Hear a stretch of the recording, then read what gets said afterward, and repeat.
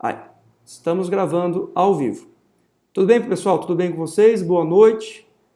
Hoje, dia 20 de abril, véspera de feriado. Feriado talvez não faz muito sentido, porque nessa época de coronavírus a gente queria sair para trabalhar, sair para passear e não ficar aí de feriado. Mas temos aí um feriado essa semana, feriado semana que vem. Esse ano é um ano repleto aí de feriados. Pessoal, eu já enviei a prova de vocês, já começamos aí, então a partir de hoje, o segundo bimestre.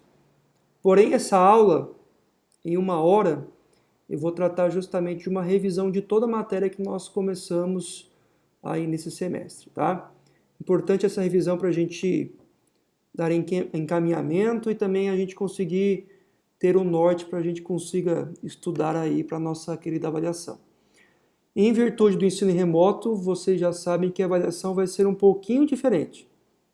Nós vamos disponibilizar a avaliação dentro do sistema AVA. E essa avaliação será através de 6 questões discursivas. Ou seja, eu preparei 6 questões relativas aí ao nosso conteúdo e vocês vão ter o prazo, creio eu, de 1 semana, 7 dias para que vocês possam realizar a respectiva aí avaliação.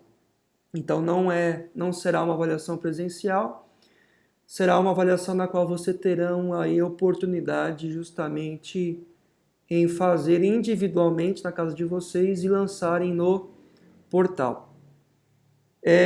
Nesse exato momento está tendo uma reunião da coordenação de direito relativa aí a algumas metodologias de cobrança dessa avaliação. Eu não vou conseguir participar dessa reunião porque eu estou em aula com vocês, até indaguei isso aí e escolhi ficar com vocês na aula do que ficar ouvindo a reunião. Depois eles me passam inteiro o teor da reunião, mas provavelmente nós teremos algumas alterações em relação à correção, justamente para evitar nesse momento o prazo de trabalhos, de envio de questões, né? Então, assim, a gente vai, neste momento, termos aí uma expertise para corrigir. Então, eu até peço gentilmente para vocês, para que vocês, nesse momento de avaliação, ao invés de vocês enviarem o trabalho aí para os coleguinhas, compartilharem a resolução dos casos, eu peço para que vocês possam justamente aí fazer realmente essa avaliação, como se fosse uma avaliação, para que a gente possa ter um parâmetro aí fiel da nossa forma de correção e também o nível de resolução da prova de vocês, tá bom? Acho que de recados é só isso. Então nós vamos iniciar o nosso segundo aí bimestre. A princípio foi através do MEC, foi renovado a ordem de ensino remoto para mais 30 dias. Então, venceu aí no final do mês passado e nós temos aí, desculpa, agora nessa quinzena, segunda quinzena do mês de abril, e nós temos aí mais uma renovação, então a princípio nós teremos justamente mais 30 dias, salvo o contrário, de ensino remoto. Eu sei que é difícil para vocês e também é difícil para mim se adaptar à tecnologia, sabe, adaptar aí os instrumentos, né? Mas na medida do possível nós vamos tentar passar o conteúdo para que a gente possa dar conta aí do nosso plano de ensino. Perfeito, pessoal? Vamos começar então a revisão, acho que é o momento mais importante da nossa aula. Começar desde o princípio da nossa matéria, o que nós tratamos até hoje. E antes de começar a revisão, eu vou dizer para vocês que eu vou repassar no AVA, a nossa atividade vai ser com base na avaliação. Então, como eu disse para vocês, serão 6 questões, tá?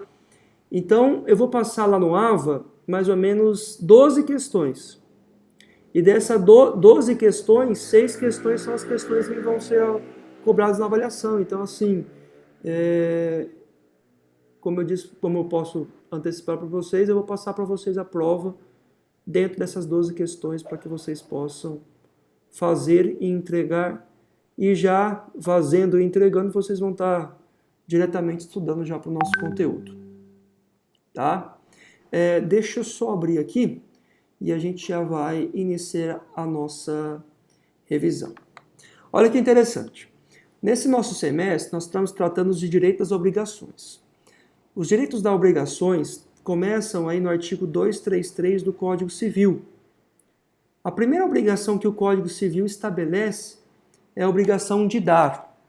E ele separa em obrigação de dar a coisa certa e dar a coisa incerta. Antes de eu tratar dessas modalidades de obrigações, eu tenho que dizer para vocês que as obrigações é uma matéria muito importante para o direito civil.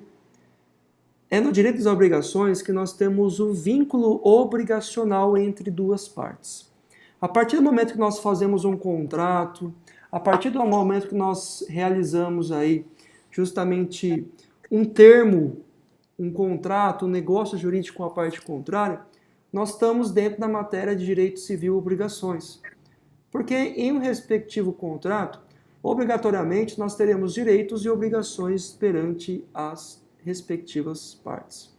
E o Código Civil, ele vem tratando de certos direitos e modalidades de obrigações. A obrigação não é só a obrigação de pagar, a obrigação de receber, a obrigação de entregar. As obrigações são variadas dentro do direito civil.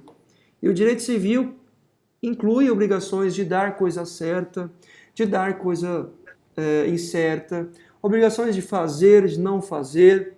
E além disso, nós temos também a respectiva previsão do que vem a ser adimplemento da obrigação, que é o cumprimento da obrigação, e também os efeitos de inadimplemento da obrigação, que diz respeito aí às consequências pelas quais o direito coloca daquele que não cumpre respectivamente aí a obrigação. E a primeira obrigação que o Código Civil nos trata aqui no artigo 233 é a obrigação de dar a coisa certa. E para a gente, de forma assim interessante, compararmos e informarmos o que é a obrigação de dar coisa certa, a obrigação de dar coisa certa se difere da obrigação de dar coisa incerta.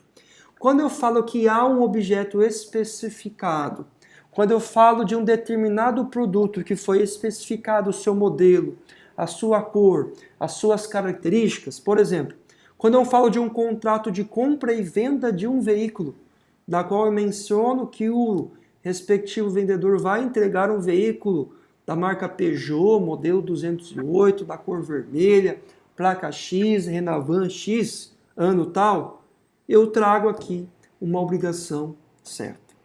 Quando eu especifico o objeto, quando eu trago detalhes técnicos do respectivo objeto, nós temos aqui justamente uma obrigação de dar a coisa certa. E a primeira questão da obrigação de dar a coisa certa, importante para a gente mencionar, é que na obrigação de dar coisa certa, nós temos o vínculo do objeto principal e também do acessório do respectivo objeto. Olha que interessante. Vamos supor um anúncio da OLX. Eu tenho no anúncio da OLX, vende-se um Peugeot 208 da cor vermelha, ano 2018, Renavan tal, chassi tal, ano tal, eu especifico o objeto. E quando eu anuncio na OLX, eu trago uma foto do carro.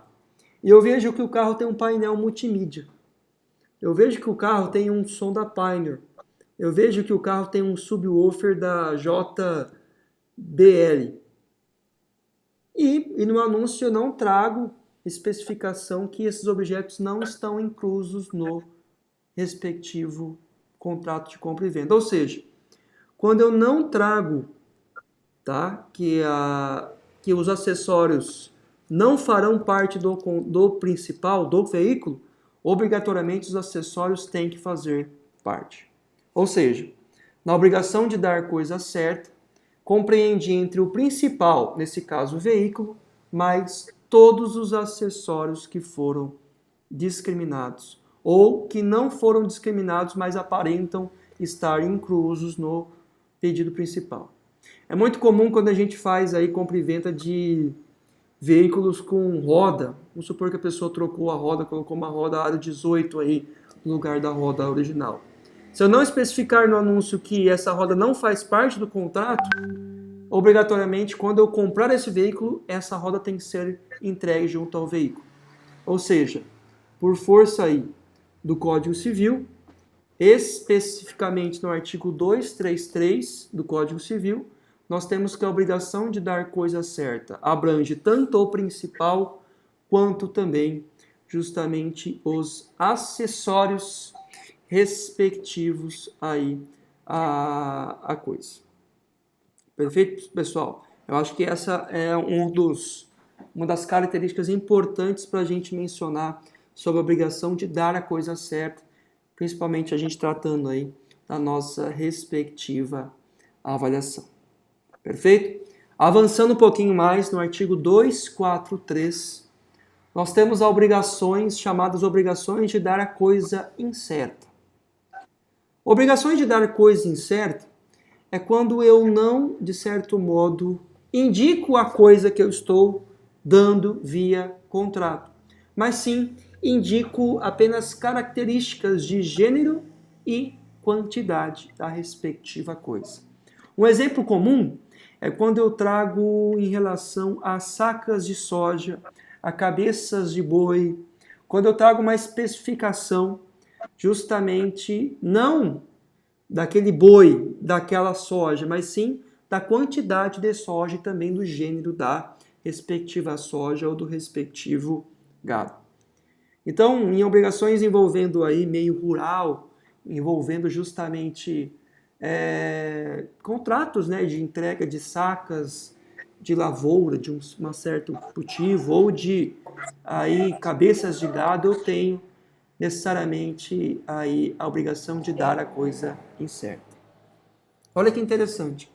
Professor, eu tenho uma fazenda de soja e eu tenho um contrato que eu tenho que entregar 5.000 sacas de soja para a cooperativa, porque eu comprei lá o meu insumo, comprei a minha semente e eu tenho que dar aí justamente 5.000 sacas para pagar o fertilizante, a semente que eu comprei para a minha respectiva lavoura.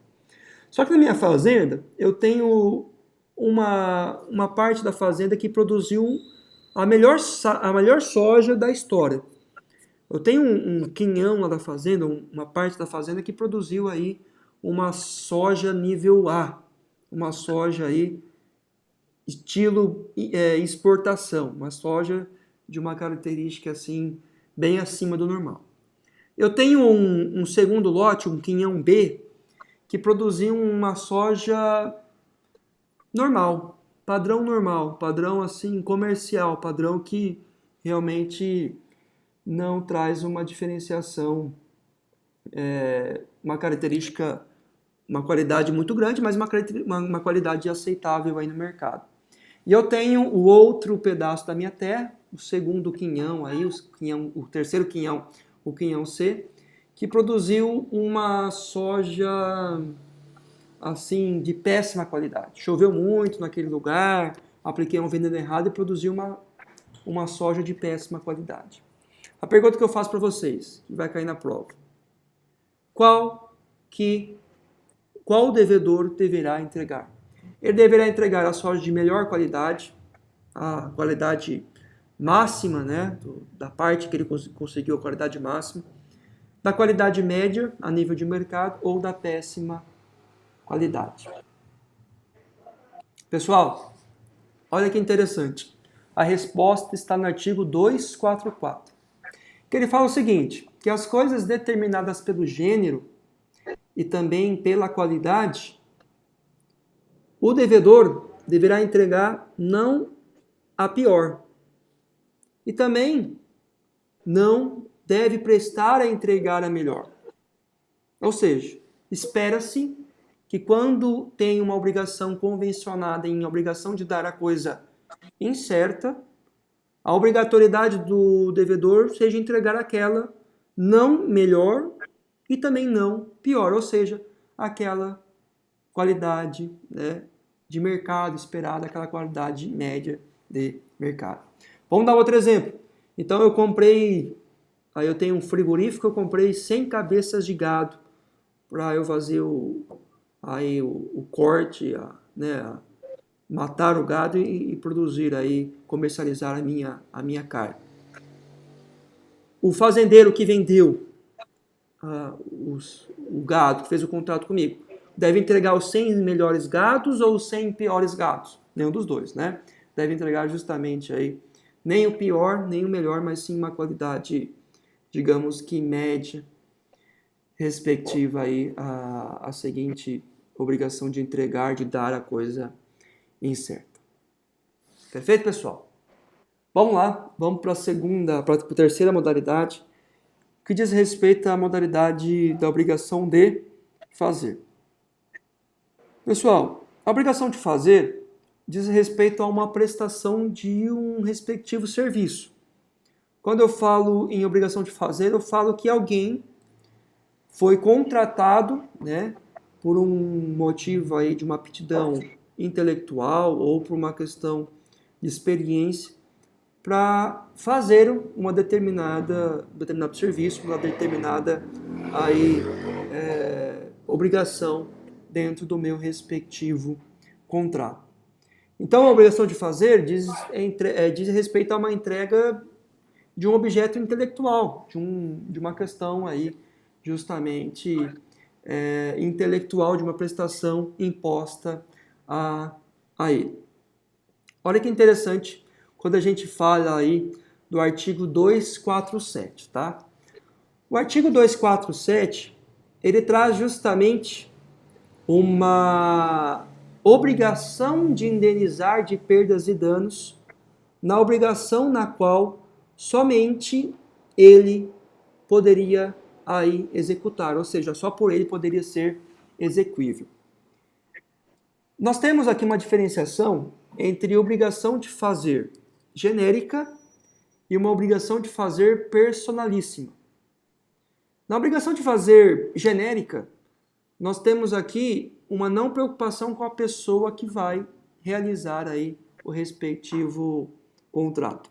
Vamos supor que eu contrato um pintor para fazer uma pintura aí da minha casa. Esse pintor, ele não tem uma qualidade assim fora do padrão do mercado. É um pintor que vai fazer um serviço teoricamente simples, ou seja, ele pode ser substituído a qualquer momento por outro qualquer pintor. Perfeito? Nós não temos aqui, nessa situação, uma indenização por perdas e danos enquanto aí se houver a impossibilidade de fazer essa obrigação de fazer. Então, quando a gente não tem uma obrigação personalíssima, quando nós temos uma obrigação de fazer genérica, que qualquer um poderia fazer, nós não temos aqui uma obrigatoriedade de, em caso de não possibilidade de fazimento dessa obrigação, uma repercussão de perdas e danos. Professor, quais são então as obrigações aí personalíssimas? As obrigações personalíssimas são aquelas que só podem ser executadas por um determinado aí devedor, por uma determinada pessoa. Vamos supor que eu contrato o show aqui do Henrique Juliano para tocar na cidade de Luanda.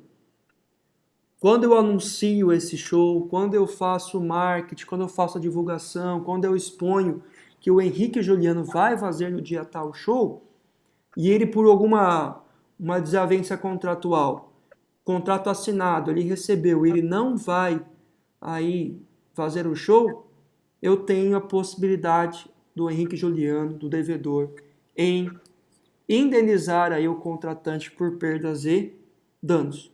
Porque aqui eu trago uma obrigação de fazer puramente personalíssima, ou seja, somente o Henrique Juliano poderia executar essa obrigação de fazer. Era somente por eles exequíveis, né? Então, por isso aí, nós temos a consequência de caso o Henrique Juliano não venha fazer o show, né? Claro, levando a situação de que foi tudo pago, foi tudo correto, que ele poderia estar na cidade, que teria voo, avião, etc. e tal, ele não pode se eximir de fazer essa obrigação. Se ele recusar de fazer essa obrigação, ele tem que indenizar o contratante aí por perdas e danos. Perfeito, pessoal? Vamos continuar aqui, tá? No artigo 250, tem uma pergunta, diz que o Valdevino não está conseguindo acessar, né? Pessoal, tem uma limitação aqui que agora que eu descobri, tem acho que 7, 8 pessoas online, né? Depois eu vou disponibilizar isso no AVE, então não vai ter prejuízo aí para vocês, fiquem tranquilos em relação a isso, tá? Depois eu tenho que pegar a gravação, fazer o upload no YouTube, faço no YouTube, jogo para vocês o link no grupo e também lanço no AVA aí e vai ficar disponível para vocês, ok? Aí se puderem avisar o pessoal no grupo que eu não estou conseguindo acessar o WhatsApp aí, enquanto nós estamos na aula. Olha que interessante, artigo 250, tá? Nós temos a obrigação de não fazer. E eu citei alguns exemplos aí para vocês. Exemplo de contrato de sigilo, exemplo de contrato de confidencialidade, exemplo de contrato de não aliciamento. O que são esses exemplos, professor? Esses exemplos são as obrigações de não fazer. Ou seja, eu tenho aqui uma obrigação chamada obrigação negativa. Eu tenho aqui um dever de deixar de fazer algo. Um dever de abster de fazer aí algo. Nessas obrigações negativas, obrigações de não fazer, nós temos aí consequências em caso de descumprimento da obrigação de não fazer.